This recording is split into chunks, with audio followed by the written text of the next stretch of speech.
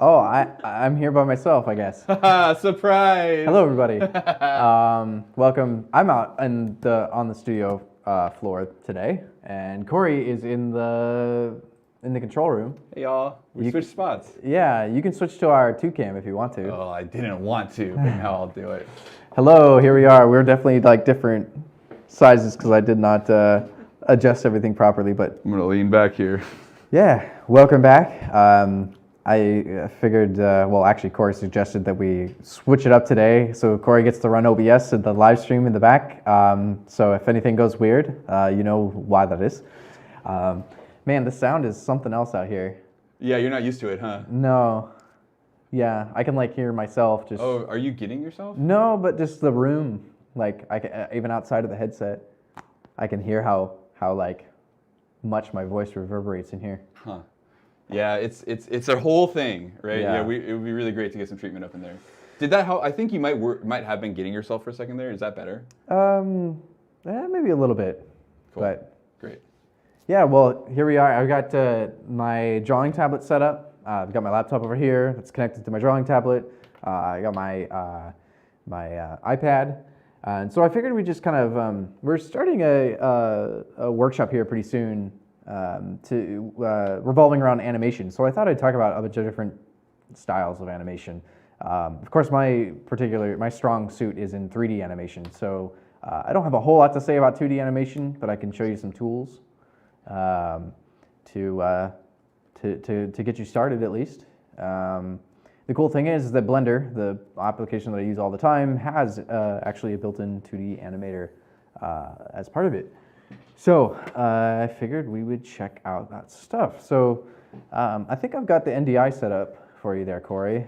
Oh yeah, let's see. Let's see what we got.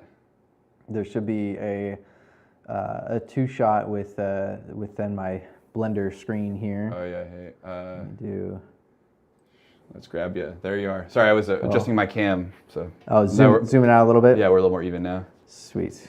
I'm actually going to start a new blend file here, just to show you guys more familiar view of Blender. So when you first start up the program, obviously, and we've kind of gone over Blender stuff before, but this is what you get. Now this doesn't look like much when it comes to 2D animation, but of course this is how you can start doing some 3D animation. So there's, I guess the most important thing with animation, if we stick to just that instead of learning basic Blender things, your most important feature down here is your timeline. So no matter like what 3D animation software or any kind of animation software you use, there's going to be a timeline with keyframes. And so keyframes are what you use to create your animation. Now, one of the cool things about Blender, and I was talking about this in class, is that like almost every single attribute in Blender, anything over in like your properties panel over here, any of even the modifiers, like if I added, say, an array modifier to this, which essentially just creates like like continuously duplicates the object that you have, you can key this value just by hitting I over it, moving it along, and changing the value, hitting I. This is something you can easily, now I can move my timeline back and forth, and that's animated. I'm not super used to using the, the pen when doing this kind of animation stuff, but you can see here that I've got myself a little animation. Super easy. This would make a cool like audio visualizer thing. All of these you can actually hook up with drivers as well and connect them with audio, which we've kind of done in the past, but we'll have to demo that again sometime. I think did we end up doing that with the animation demo we did with the diner? I can't remember if I showed that off or not. I can't remember either. Because I know we did some lip sync stuff, but I don't think I used that tool. I know we did one time, but or like the audio sync tool thing. Yeah. I'm pretty sure we did all the lip syncing manually. Mm-hmm. So, but yeah, like I said, the most important feature is your timeline.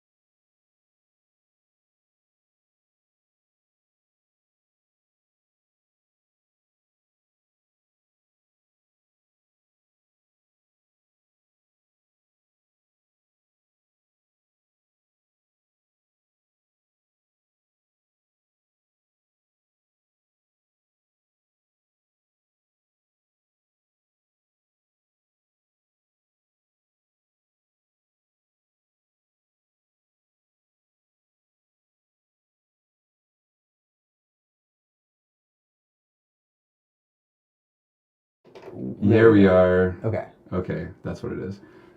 So, Not my fault, folks. I don't want to take credit for that. But hey, yeah, we're just noticing that our stream was silent for a moment, yeah. So this source, the I just picked the wrong one, so maybe my fault. There we are. Okay. Okay, that's what it is. Yeah, so I believe that this that one source, that full shot here. Yeah. See, these are the old. This hasn't been updated because I never did a full like. These are all the audience. We can actually probably get rid of these. It just hadn't been updated. Mm-hmm. So what we can do is just add in the. If you want to have this full screen, we can have an audio out. Oh, whoops! Audio input and audio input. There should already be the zoom, and then you can add that one in. And now, if I switch to this, it should keep. There's our audio that's played. I was just like chilling for a minute and like just like looked over and I was like, wasn't there like a meter in that window before? Mm-hmm. It looks like there might be. Oh yeah, since this is an extra. I think I added an extra one accidentally, getting confused. Sorry. Trying to solve the problem. Let's see where that one was at. Audio. There it is, yeah. So this one we can remove. Yes. There we go, and then that should Cool. go away. Sorry for technical difficulties, everyone. No worries. We're all so probably like because I had only been using this particular setup. But if you want to do the full screen of my screen, then you can switch to that one, and now it should have audio. Cool. It just hadn't been updated since we got the new board. Totally. Yeah. So if that's not clear, what would just happen? In OBS, we're switching between these different scenes. So I have access to these different scene controls. I can like preview and then transition between them. So like here's just Jay putting on his headphones. Hello. Like here I am. Hello. You know. Here's the two shot. And so as we're cycling through these things, what I didn't know is that each of these scenes can have its own source content. You know. I mean, I guess it's like obvious looking at it and whatnot, but. One of our scenes, the one that we were just on for a few minutes, had no audio input set up on it, or did have an old non-functioning audio input set up on it. So that's why the stream was quiet for a minute, and I apologize for that. Not very informative to watch you clicking around in Blender if you can't hear what you're talking about. Yeah, so I guess I'm not sure how far I got. Maybe I talked about. It was like once you move to the timeline. Okay. Yeah, it's been a second. I was like, This is all working great. That's all right. I will talk about it again real quick. Appreciate it. Yeah. So let me show you guys that again real quick. Let's do the fast version of it. So I just had a default. This is the default Blender scene, and down here is the timeline. Probably the most important part if you're doing animation. Can't really animate without a timeline. These numbers up here are the frame rate that we've got. Or not the frame rate, but the frames itself. There's a different frame rate, but the frame range, I should say. And so with this, we can start keying in different attributes of this object. So say I want to animate this cube spinning. I can easily do that by either adding in, looking at my transforms here. I can spin this cube. So say I want to rotate it on the Z. I want to have it rotate like 360 around. I can key this in, hitting I on the keyboard while hovering over it, like adds in the key. Whoops, didn't mean to do that. Undo. So I can hit I, the little yellow indicates this box change, so that means there's a keyframe on that frame. I can take this and move it over to say keyframe 20, and you can see it turn green. That's because there is a keyframe there, but it's not, I guess, like a registered keyframe. You can see the second I click on this, 360, that turns orange. Then hit I, it turns yellow. So there's little like color indications of what is actually, what's happening there with that keyframe. Then I want to just set my end frame to be 20. And this should, to our eyes, look like it's spinning around very fastly. Wow. Yeah.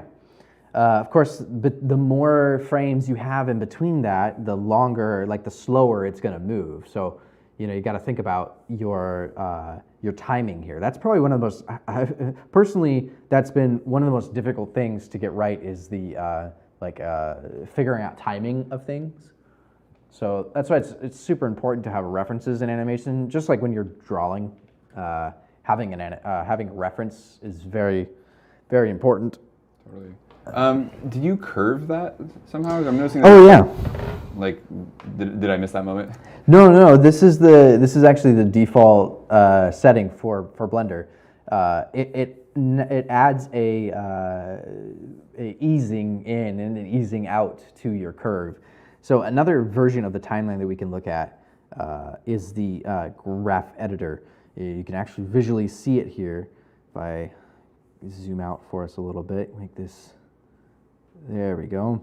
So you see that easing in and easing out on the curve? That is the default behavior. That's the default, yeah. So we can easily change that. The hotkey, hitting A to select all the keyframes, and then V on the keyboard changes your handle type. So this is, if you've ever done any vector graphics, this should be very familiar. So you can change the handle types. Usually I use vector for this, and now should be a nice smooth edit, a nice smooth spinning animation here. Although some of you may notice, if you're really looking at it, that there is a moment there where it pauses when it loops. If we hide this, you may be able to see it. Those of you that are really have a keen eye for this, you'll notice that there is a second there where this animation is actually kind of there's a little hiccup. It's because there is actually, if I pause this, of course now my keyframe is different. This is what I was trying to do earlier. Bring up another window here. There we go. Timeline. I just want the pause button.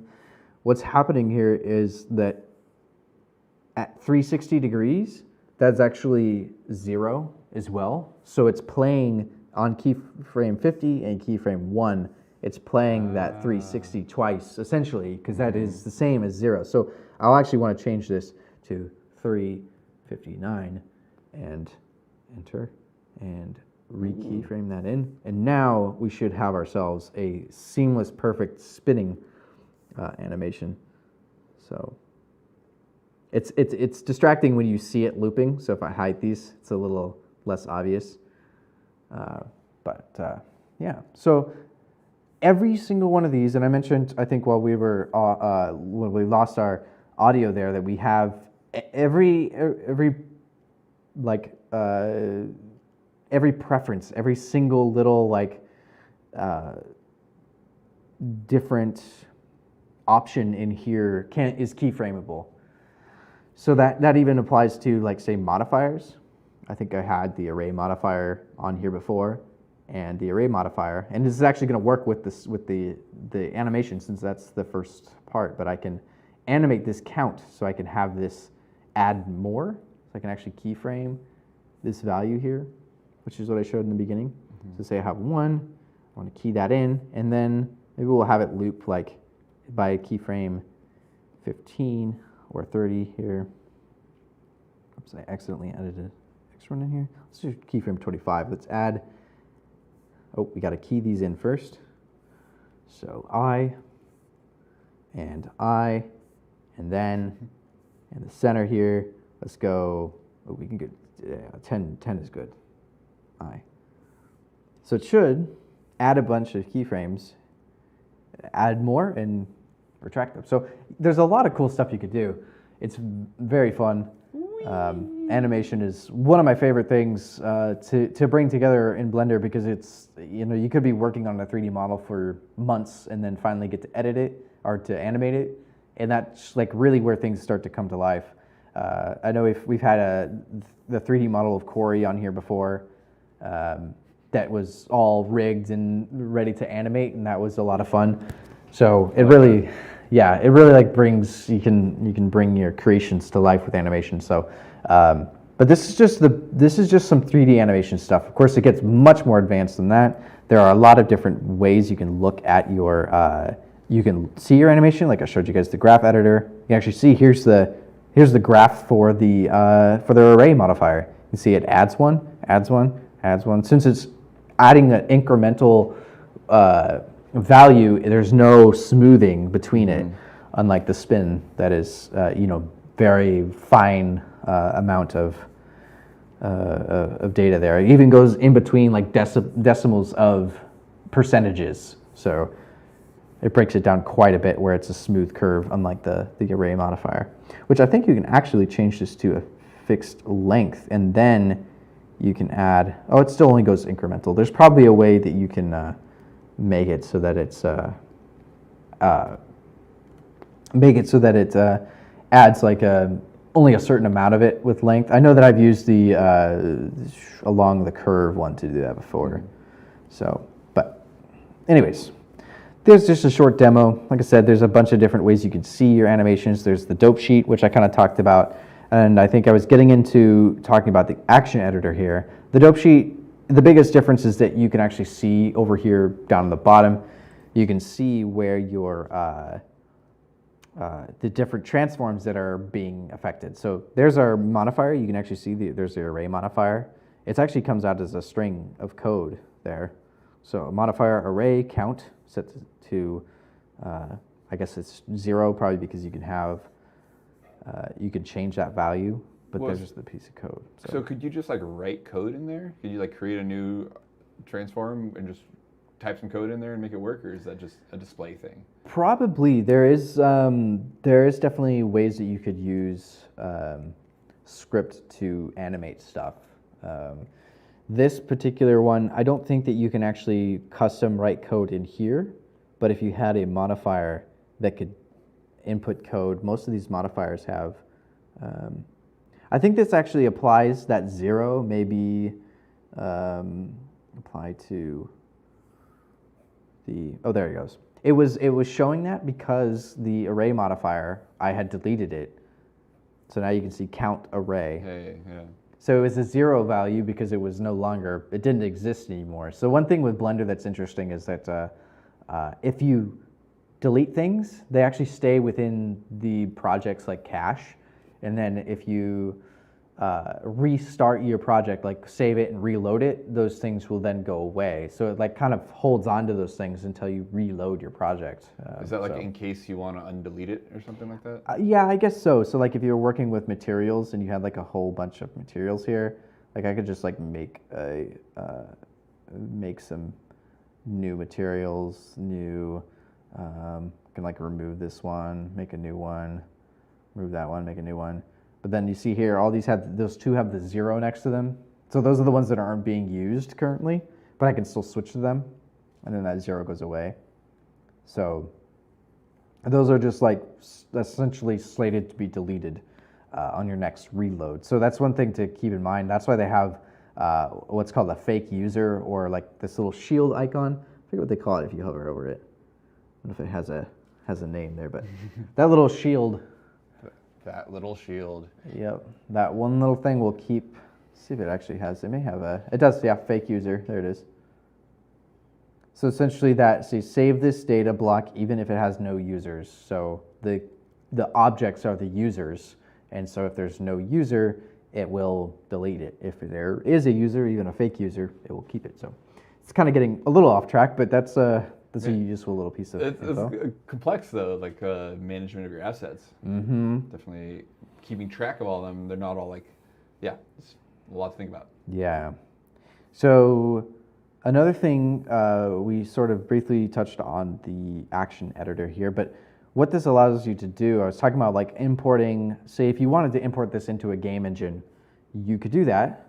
And objects, when you export them from Blender, have animation data attached to them or baked into that object. You can separate it. Most of these things you can separate, like you can separate materials, you can separate the models, you can separate the animation data, but it's nice when it's all baked together. So what this allows you to do here in the action editor is create multiple actions. So say you had a character that had like a walk cycle, a run cycle, a jump, a punch, a kick, All those things could be here in your action editor. So right now the cube has the one cube action. If I actually say I want to make this a fake user because I want to keep this action, but if I close this and I play this, look at my thing is still not quite perfectly. There we go. And then make another timeline. I just need the play button here. But see, I got rid of that action, and now it's not doing anything. If I go back and add this in, so you can see the little F next to it is the fake user. I can add that back, and there's back again. So you can start to like add a bunch of different types of animation things here. Do you want to reset this? I don't know, it probably works a little bit weird with the modifiers. I don't think you can really bake in that to animation. I've never tried to export that to a game engine before, but it's just as an example that you can animate pretty much anything. Oh, right, yeah, so you'd have to like the audio equivalent would be like freezing and flattening the thing, right? But there's no such option for you here. Yeah, you'd have to like bake that into the animation somehow. I'm actually not sure how you could do that. There's probably a function somewhere, but it's not something that I would really want to do and then export to a game engine or something. But I could make, say, like a little, like a jumping animation for the cube here. I can reset all my, I'm gonna go to transforms, or clear, and you can clear your different options. I just want to just clear the scale, and then say I want to make like a little jumping animation. If I hit I while I'm hovering over this menu, I can add in a keyframe on whatever I want. So I'm just going to do location, rotation, scale, and you can see it added down there in the action editor. So now I have cube action 1. It made a new action for me, and I can make a little jump. Maybe I want to change this to scale based on the 3D cursor because that's down at the bottom. Otherwise the origin's like right here in this cube, so if I scaled it, it would scale down to this center point. But if I scale now, it will scale down to the ground. So I'm going to make them jump a little bit. So of course, one little rule of squashing an object, there's always that volume. So you got to add the volume in. God. YouTube Kids videos, so the transcripts and comments are disabled. Oh, really? Huh. Let me see if I can. Oh, good to know. Yeah, I think. Oh, yeah. So I think by default I set that up so that our students with their school emails can get to. The reason why I set that up that way is so that our students can get to those videos, because their school emails will lock out if they're not made for kids. It will lock out. You won't be able to access them, I believe. I may be wrong, but as far as I understand, that's why I've been setting them to YouTube Kids. If there's been issues, let me know. But I'll have to check on that. But one thing, just real quick with animation, a good little tip is that think about the mass of your object, the volume of your object. So when I took this cube, I also squashed it out so that it kept some of that volume. So now I can key in that location, rotation, scale. So it squashes down like that. Mm-hmm. So it's much better than just like not, it actually looks like it's being squashed, not just shrinking. Shrinking, exactly. And then with this, I can go a few more frames and then scale it back out. And I was going to shrink it a little bit because I want it to be taller. Grab it and have them kind of jump up. Whee! Cue this in. Key. Whee! So may want to like add a holding frame here. So duplicate this over just so it holds for a second. Maybe even scale it down a little bit more just so it has some anticipation. There we go. Oh, see, I moved the timeline before I keyed it in, so it didn't save. I have to make sure to lock that in. Yeah, hey. And then there's that bounce, give it a little bit more airtime. I'm gonna change it, clear its scale. That way it resets it back to normal. Location, rotation, scale, boing. Hey. And then it drops down. Man, super cool. Maybe it gets a little bit of squash. Scale it down on the Z. And scale, location, rotation.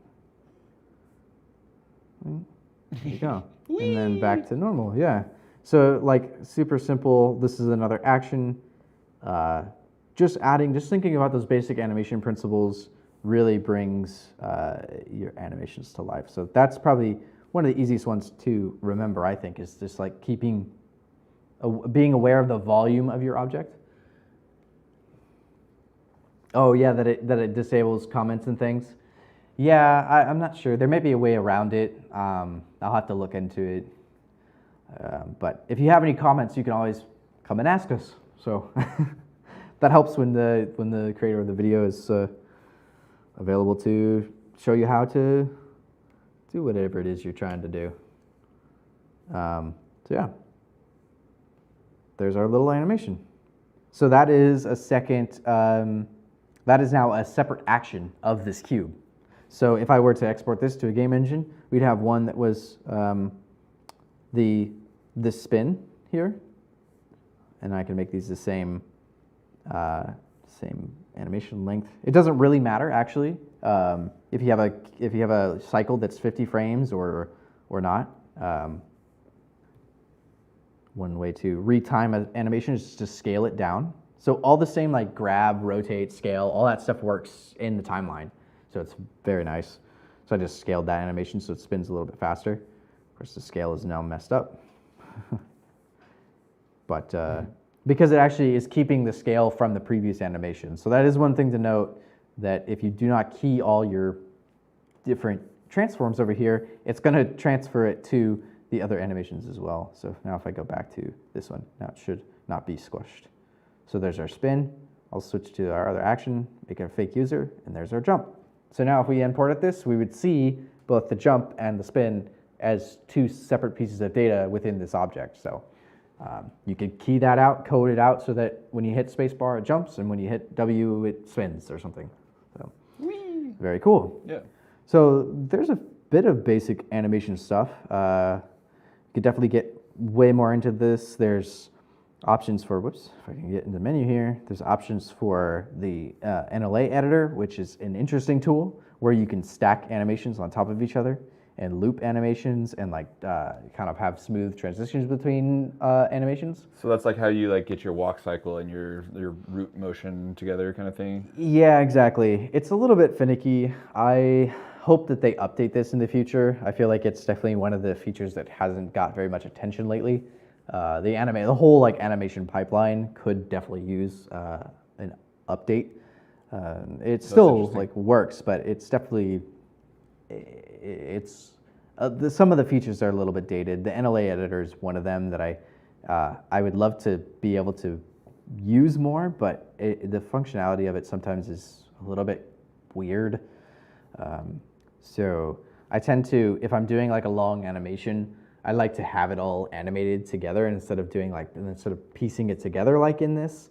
The only reason I would do these separate actions is, say, like I was mentioning, importing into a game or something like that. I wouldn't really want to like stack these, but I could. I could totally add in. That's a little bit weird. I got to go back to the dope sheet. And then I want the action editor. I want to open up my jump animation here. I could push this down, and that pushes it down into the NLA editor. Of course, I could have both these open, but now it should actually spin. And although this is overwriting, so you have to like blend. You could combine these two. It should spin, if I remember, if I'm doing this right. Combine one of these options. Like I said, I'm not super familiar with this, and it doesn't always work the way you'd think it would work. Like you'd think this would combine the two together, but it doesn't seem to want to do that. So it is a very interesting tool. Definitely have not mastered it yet. It does have some really useful stuff to it, but like I said, I think about the only thing I really ever do in here is if I need something to like continuously loop, like say if I had like a fire or something that I had animated, you can turn on, you can, in here, in this deep menu here, there's options to repeat, so you can like loop this.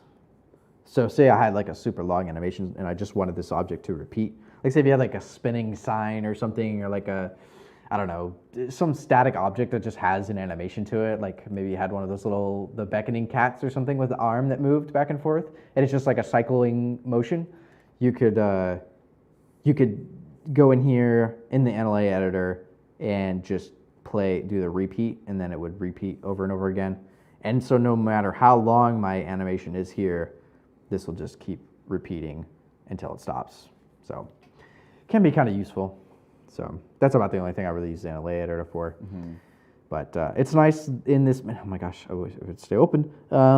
This kind of breaks it down. Here's all the animation things. I don't ever use drivers, really. Sometimes they're pretty complicated, but.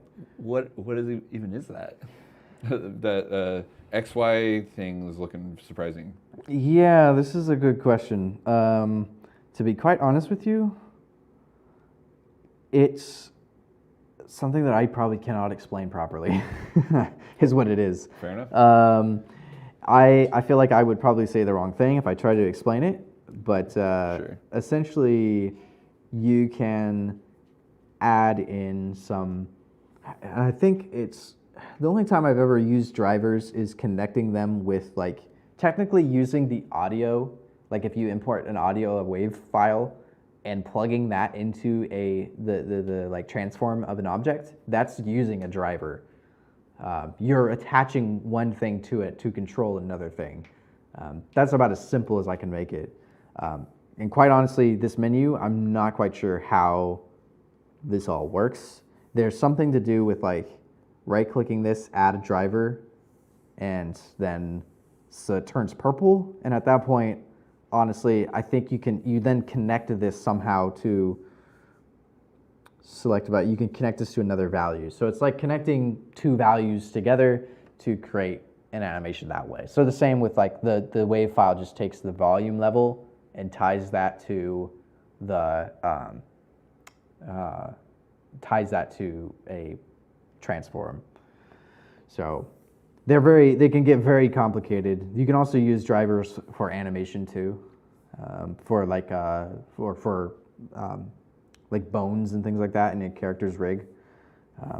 Speaking of bones, for those of you who sticking a little bit more with 3D animation here for a second, and then I'll show you some 2D stuff.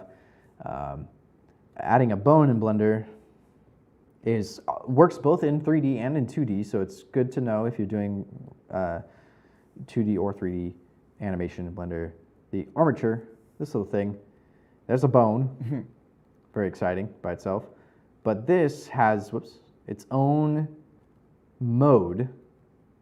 Its own mode, the pose mode. Oh, pose mode. Yes, and pose mode is essentially a special animation mode that you can use to animate characters. So this is what you would use to, if I wanted to say, I could take this in edit mode and create like a rig here, like really basic. This is a terrible rig. Don't like try to make a rig like this, but you can then take this, you could make an object around it, and these do not show up in your render. So when you go to render something, bones don't show up. All they are is a control object, and bones can be weighted. So just like real bones, our bones are attached to our muscles and then to our skin.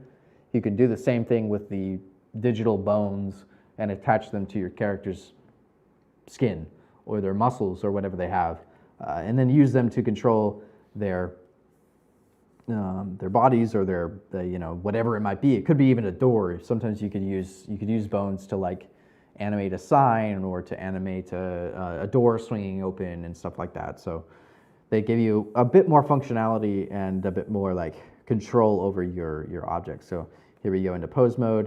You can see I can they're tied together, so those bones are in a chain. So if this was like the arm or a tree trunk or something was attached to a branch here, it very much if the base of the branch moves, then the rest of the arm or the branch moves.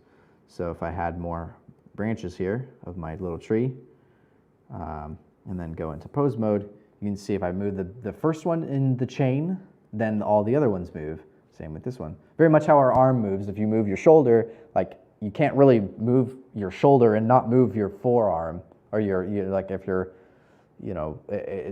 your bicep is moving, then your forearm is moving. Unless something really bad is wrong, happening, then hopefully your forearm is moving with your bicep there. Unless somehow it got disconnected, which would not be a good thing. You probably have bigger problems than worrying about how to animate your characters. So, but yeah, that's bones are very useful for that. They work in both 3D and in 2D. So let's talk about 2D for a second. Blender has a great option that you can go right into a 2D, like a preset setup for you. So going to new, and you got a few here. There's sculpting and VFX. Oops, it just does not like me hovering. In video editing. So this gives you a great idea of some of the awesome capabilities that Blender has. Going right into 2D editing or 2D animation, this will look sort of familiar, almost like more like Krita or any drawing, Clip Studio or anything like that. You get your nice white canvas with all your color options and your different brushes and all that good stuff. So I can go over here, change colors, and draw on the surface of my tablet here. So the great thing about this is that this is set up just for doing 2D animation. It gets really deep, and a lot of this is actually newer. They're newer features.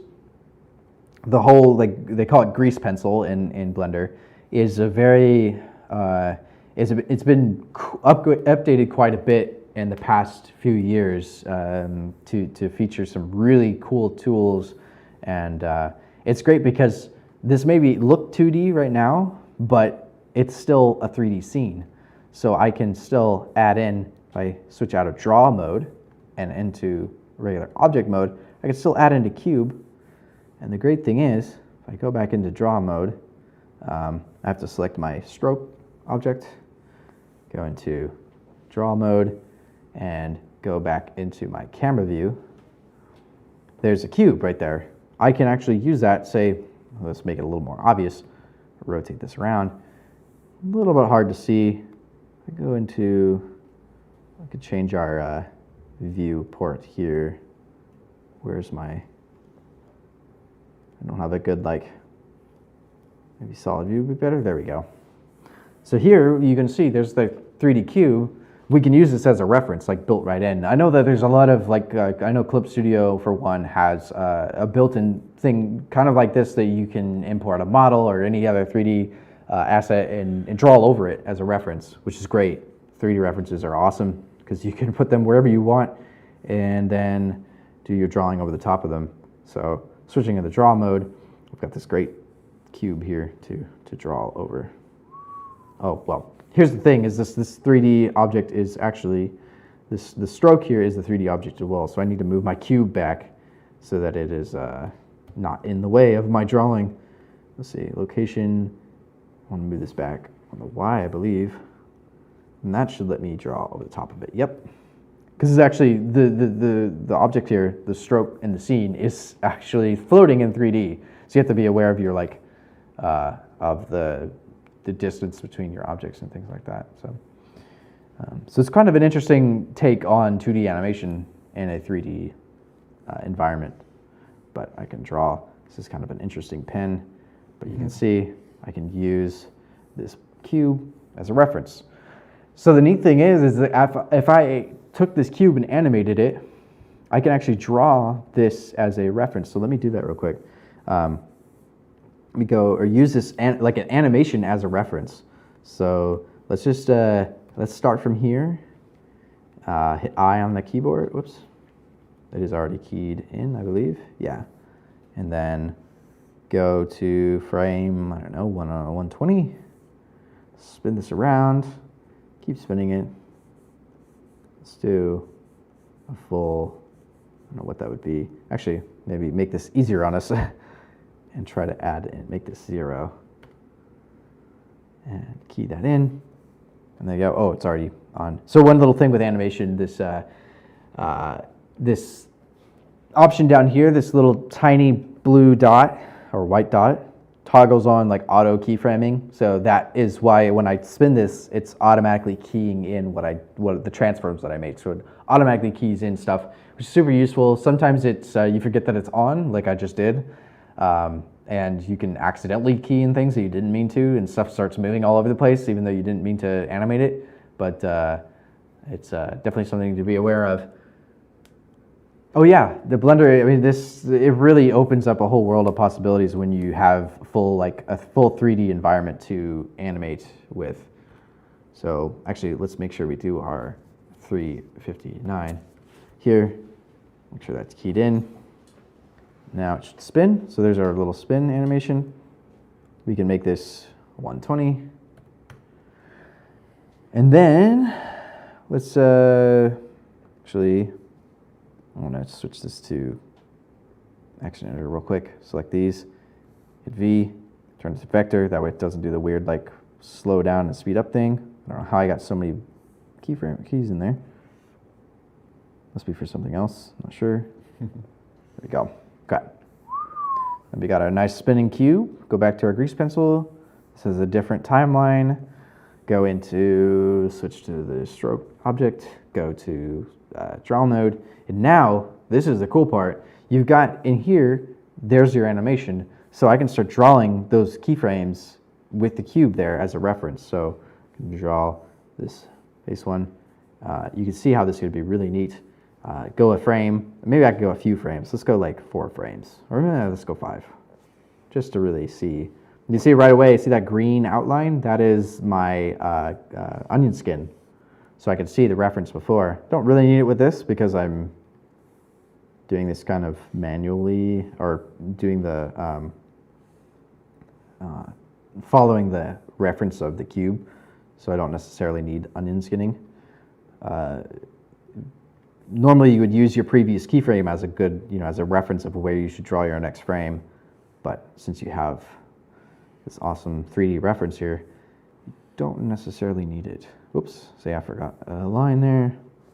But you can see how doing this can really, you could do your animations in 3D and then go through with the grease pencil and draw out your animations. So I don't know if I'll do this whole thing. It might take me a second, even a basic cube. But this already gives me that perspective. I don't have to think about what perspective I need to use. I don't have to worry about. I think that the technical term, the artist term, is foreshortening, where things closer to the camera are larger than things further away. It is perspective too, but there's other terms for it. So if you see characters drawn where their hand or whatever is closer to the camera and therefore is much larger than the rest of the character, it's a technique you can really use to make things much more realistic. So I'm just using I've got my hand over here on my laptop because I'm using the arrow keys to move back and forth between the keyframes to make it a little quicker to navigate here. So just drawing out each of these, not worrying about how great it looks, but let's see, we can, I think. It'll have that cool wobbly aesthetic. Yeah, that's one way you could. So the neat thing is with this, it's, I'm drawing every frame. A lot of times, most animators will have, you've probably seen it if you watch any kind of animated show where they call them puppets, I think. I think that's the term that's used because they're drawn characters, 2D characters, but they use the bones and stuff as sort of having a 2D rig for your character. Oh, I think I've seen that. You've probably seen it, yeah. Yeah, You notice it in like games for sure, like where there's like some like physics on the 2D thing, but I've like see that same sort of look in animation as well, and that must be the workflow they're doing. Yeah, there's a lot of programs that do that, and you can do the same in this. You can like because all these like this is 3D. You can see it there. There's my little grease pencil. Oh, it's so cool. Yeah, you could take that and weight that to a bone, and then animate that piece of drawing into whatever you wanted. So I'm just looking through this one perspective. So I know we're getting close here. Let me do. Yeah, I was just about to give you a time warning. Yeah, let me do one more drawing here. There we go. Let's see what that looks like. 60 frames is pretty good. So we can hide that cube. There goes the cube. And we can play this animation. You can see it spin around. So it's pretty slow. It's cool though. But if I wanted to go faster, I can select all these, scale it down. Maybe we'll go 30 frames. And maybe we can play this back here. Shorten our time of our animation. So frame rate is another big thing to think about. There we go. So yeah, there's a 3D cube drawn in 2D. Like you can kind of tell. Yeah. If I did the whole thing, it would probably look a lot better, but it gives you a good idea. One thing I can change is such a cool aesthetic. Like it's neat. Yeah, it's really great. I'm like, I want to try doing that. One thing with common with 2D is to actually render out a lower frame rate than 24 FPS. 24 FPS is like the cinematic standard, but you could go and custom frame rate and do 12. 12 is more common for animation, right? Yeah, it's pretty common. So because like really fluid animation looks great, but it's a lot of work because then you're drawing all those frames in there. So, oh really? You got some reference to combining grease pencil with 3D. Yeah. So like sometimes if you're just building your environments in 3D and then doing, maybe you're doing your camera work in 3D. I've seen that done before. Like they'll build say you have like a cityscape or something and you have somebody like parkouring through the city. You can like do the 3D like models of the city and then have that character like draw, like have all your camera animations in and everything, and then just use like over the camera, you're just drawing like your 2D character into that scene. So it's a really cool workflow. Oh yeah, that sounds really cool. So there's a lot of neat stuff that you can do. I feel like there's also like an intermediate thing where you have like a sprite or something, like essentially like sprite style animation, like where you're moving a 2D character around, like you maybe have a looping animation that moves around in a 3D space or something. Right. So I had, I guess we got a brief minute here. If we wanted to go to the over the shoulder shot.